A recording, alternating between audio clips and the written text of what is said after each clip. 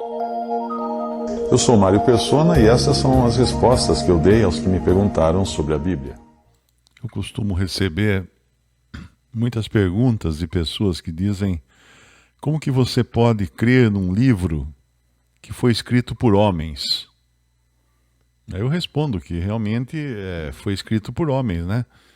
Por homens inspirados, porém homens. E por isso que ele tem características de livro para livro dentro da própria Bíblia, característica dos seus autores, dos homens que Deus usou para escrever cada porção.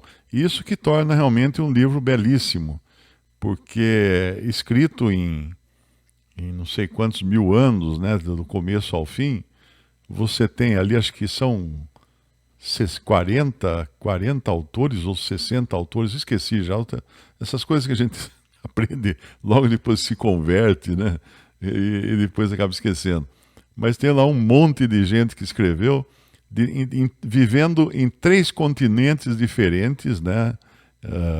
Em 3 partes do mundo diferentes, e ainda assim em épocas completamente diferentes também. Você tem um grande prazo aí do primeiro escritor até o último escritor. Então você tem de Moisés, que talvez seja o mais antigo, ou provavelmente foi ele que escreveu Jó, que é o livro mais antigo, o livro da pessoa mais antiga que aparece na Bíblia, né? sem contar Adão e outros.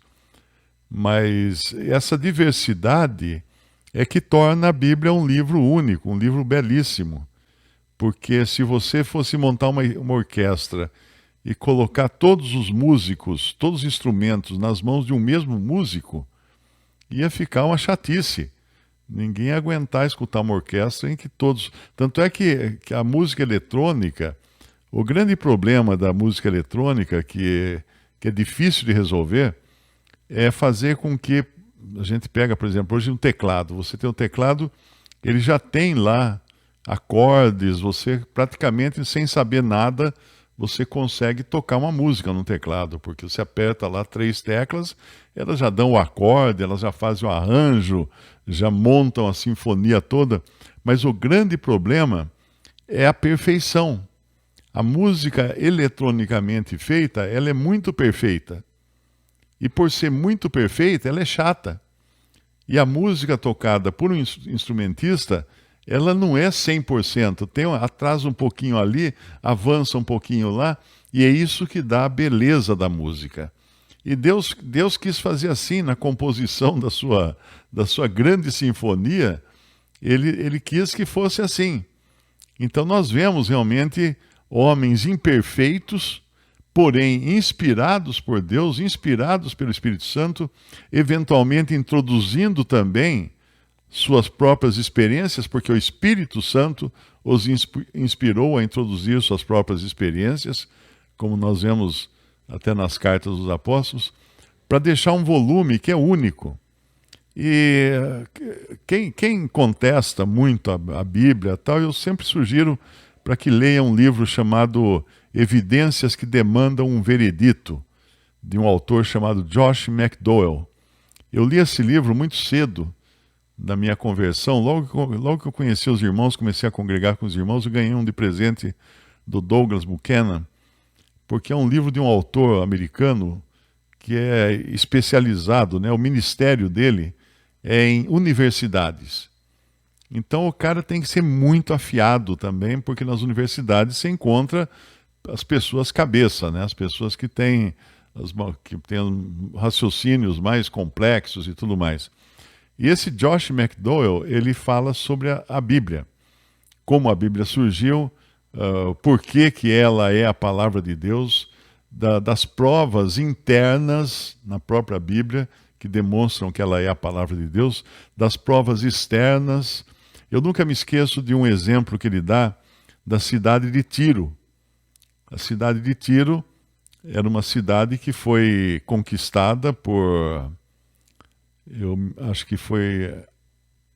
Bom, não me pergunte agora. Vai um rei lá, um daqueles reis cinematográficos que a gente já viu em filme aí. Ele foi lá e conquistou Tiro. Mas Tiro era assim, Tiro tinha uma parte no continente e uma parte fortificada numa ilha. Quem conhece Santos, imagina assim, que Tiro seja São Vicente e a ilha Porchá seja a porção fortificada de Tiro, ok? Então veio um rei lá qualquer, não sei se foi Nabucodonosor, e destruiu a cidade que fica no continente. E estava previsto na profecia que Tiro seria destruída. Mas a profecia não se cumpriu totalmente, porque aquela parte da cidade que ficava na ilha fortificada continuou lá, continuou a Tiro na ilha fortificada. Aí, 200 anos depois, não me lembro exatamente, veio Alexandre o Grande e conseguiu conquistar a parte fortificada. Como ele fez? Ele pegou as ruínas, as pedras das muralhas que haviam sido derrubadas da cidade no continente e foi jogando no mar e criando um istmo, né? Criando um caminho no mar para chegar até a ilha fortificada. Porque só com os navios ele não conseguia atacar a ilha fortificada. E assim ele jogou as pedras no mar, as muralhas, e até hoje está assim ligada, ficou que nem a Ilha Porchá, né? Que era uma ilha, hoje já é ligada a São Vicente.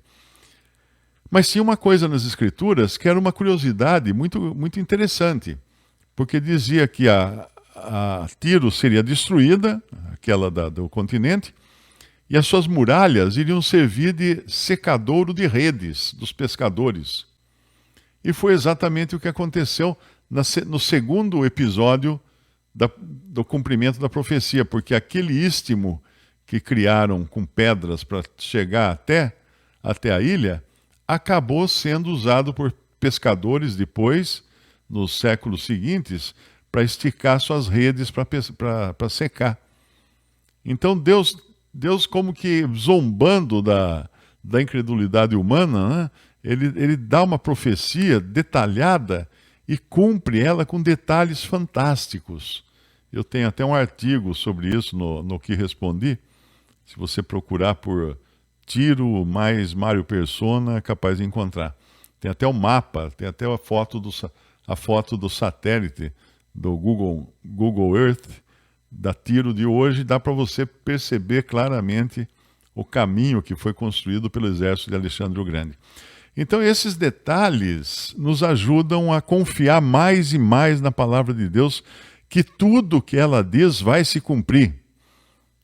Quem liga hoje a TV e vê aquela briga no Oriente Médio e fica espantado, mas quanta atrocidade, não sei o quê, coitado dos judeus, porque foram atacados e mataram tanta gente e tal. Ora, estava tudo escrito.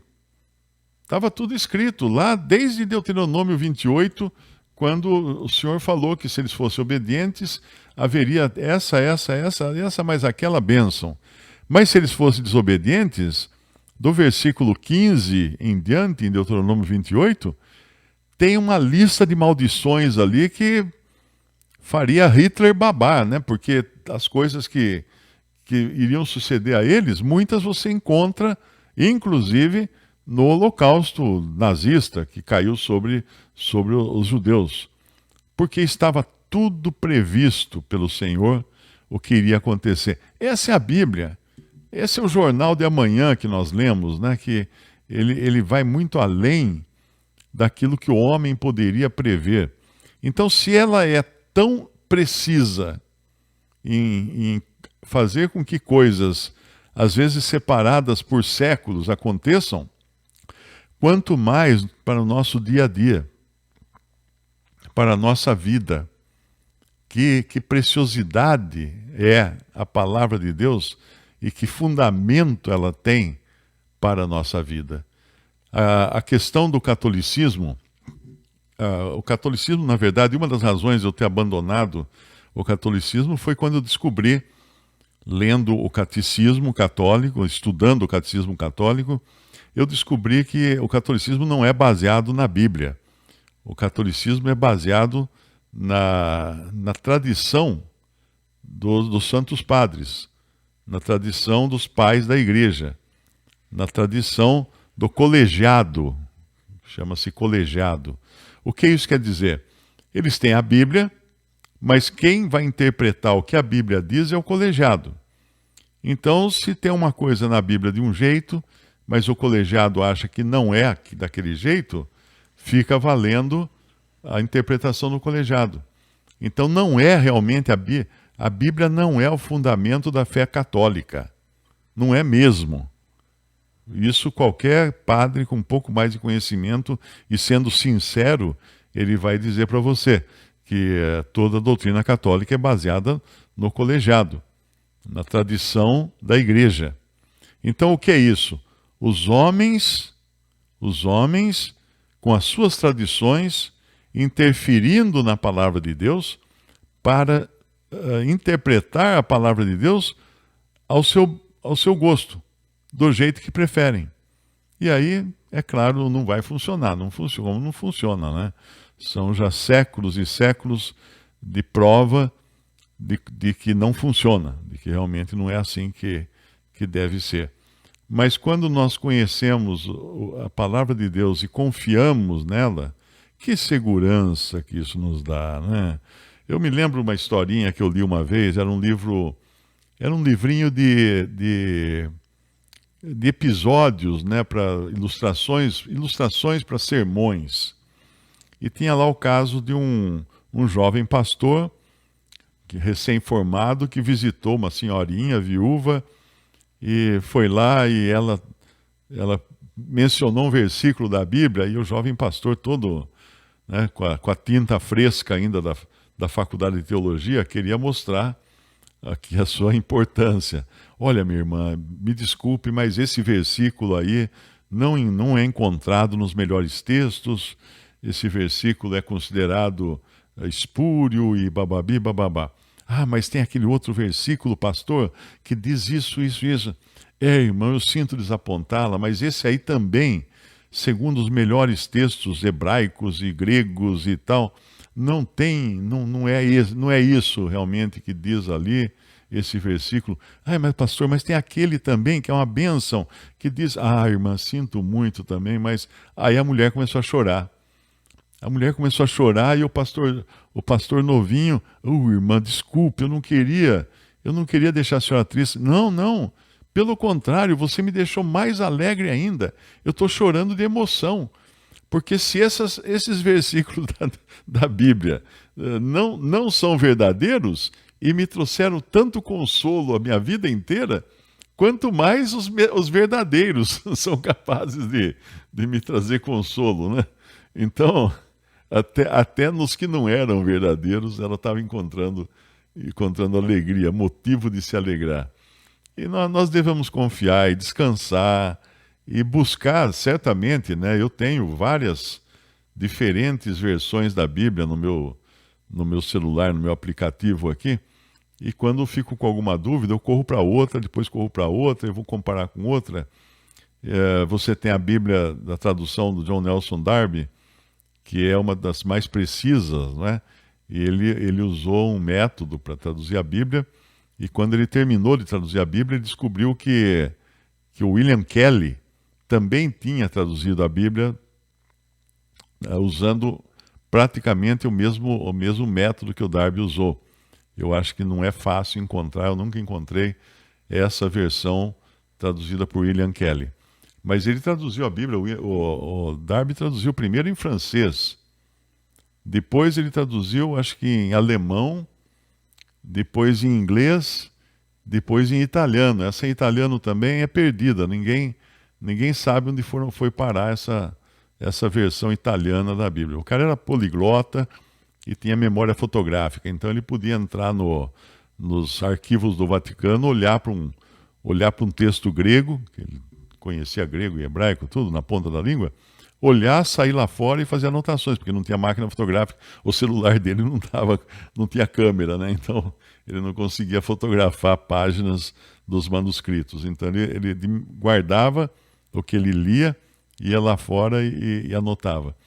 Então nós temos esses recursos hoje de poder até comparar uma passagem com outra.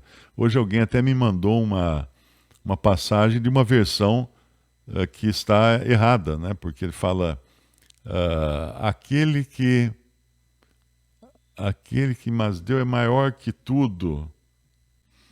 É João, capítulo 10.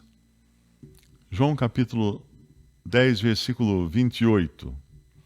Dou-lhes a vida eterna, e nunca hão de perecer, e ninguém as arrebatará da minha mão. Meu Pai que mas deu é maior do que todos, e ninguém pode arrebatá-las da mão de meu Pai.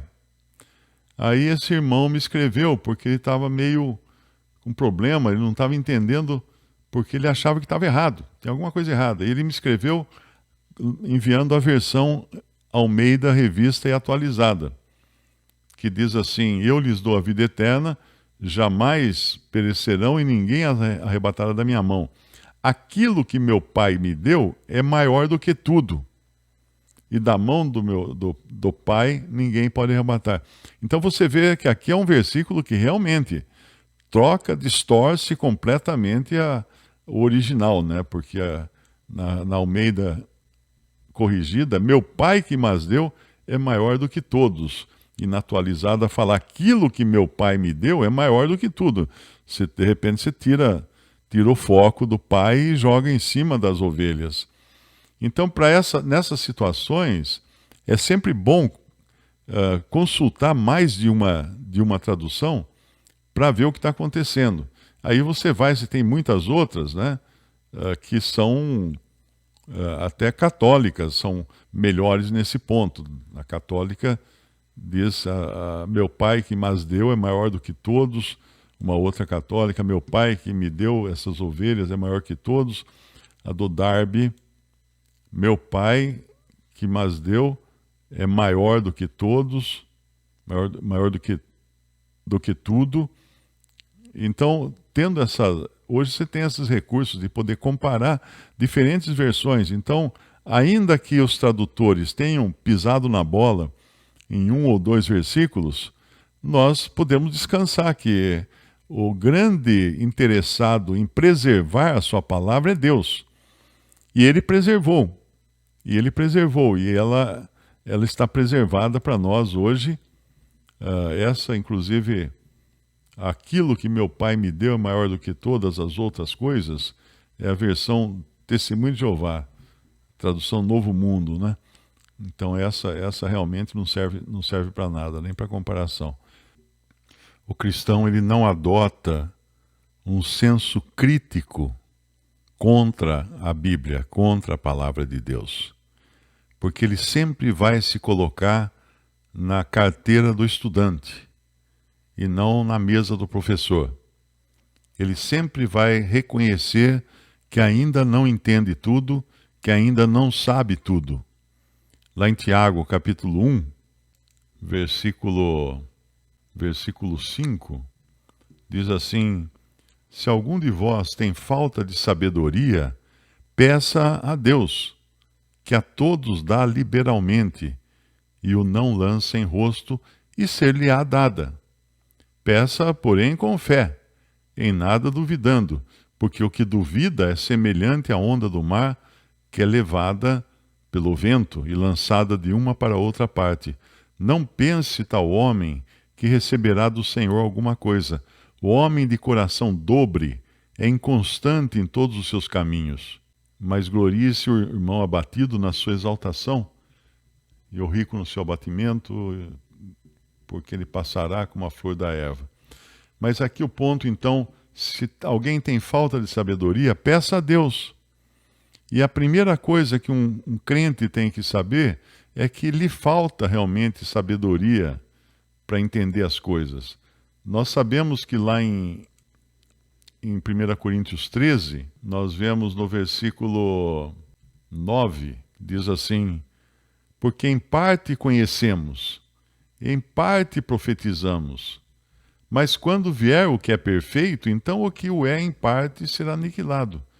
Quando eu era menino, falava como menino, sentia como menino, discorria como menino, mas logo que cheguei a ser homem, acabei com as coisas de menino. Porque agora vemos por espelho, em enigma, mas então veremos face a face. Agora conheço em parte, mas então conhecerei como também sou conhecido. Agora, pois, permanecem a fé, a esperança e o amor, esses três, mas o maior deles é o amor.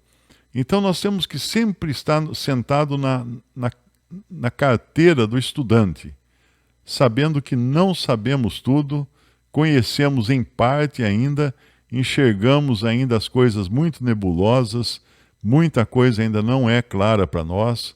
Eu estava lembrando esses dias que nós temos umas caixas de fita cassete que era de reuniões e pregações gravadas no passado. Isso nos anos 80, começo dos anos 80. E um dia eu fui mexer nessas caixas lá no salão, atrás do salão. Tem lá uma gaveta cheia de fita. Achei uma fita com uma pregação do Evangelho minha. Falei, uau, tem uma fita aqui, eu vou pedir para o Batista digitalizar, né? Ele tem lá uma maquininha que transforma uma fita cassete em áudio MP3 digital. Eu vou pedir para ele digitalizar, eu vou publicar no meu site. Mas quando eu escutei depois o resultado, né, o áudio digitalizado, e prestei atenção no que eu tinha falado na pregação, eu falei assim, imagina que eu vou publicar isso aqui. Fiquei até com vergonha de publicar aquilo, porque tinha tanto erro, tinha tanta interpretação errada de versículos, que eu não podia pôr aquilo no ar. Então é assim, nós estamos aprendendo todos os dias. E essa é a posição que nós temos que nos colocar, de humildade, sabendo que nós vamos aprender amanhã um pouquinho mais e depois um pouquinho mais, orando sempre por sabedoria. Por isso que quando nós começamos uma reunião, nós oramos. Por que nós oramos? Pedindo a direção do Senhor. Porque nós não sabemos tudo, nós não temos toda a informação, não temos todo o conhecimento. Então nós pedimos a direção do Senhor. É para isso. Porque senão a gente já começava a falar assim, não, irmão, vamos já falando já, porque não vamos pedir direção nenhuma, nós sabemos tudo, já somos, como é que fala lá, reverendos, né? Já somos catedráticos no assunto. Tem um título também que é usado na religião, é doutores em divindade. Nós somos doutores em divindade. Sabe divindade? Então, em divindade eu sou doutor. É isso aí a ideia, né, do homem. O homem faz tanta loucura que, imagina a vergonha ter que chegar um dia na presença do Senhor, o Senhor fala assim, escuta, você que se declarava doutor em divindade, é sério isso?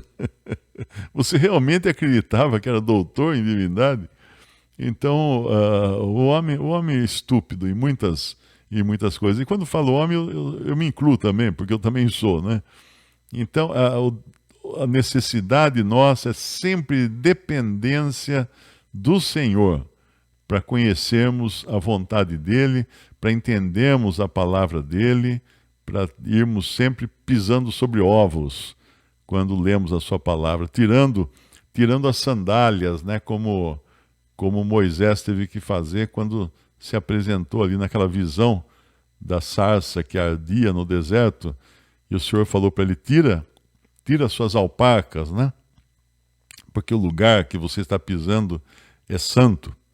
Então é assim conosco também, tirarmos as nossas sandálias para entrar na presença desse Senhor que é santo e conhecermos realmente a vontade dele. Visite respondi.com.br. Também 3minutos.net. Baixe os e-books ou adquira os livros.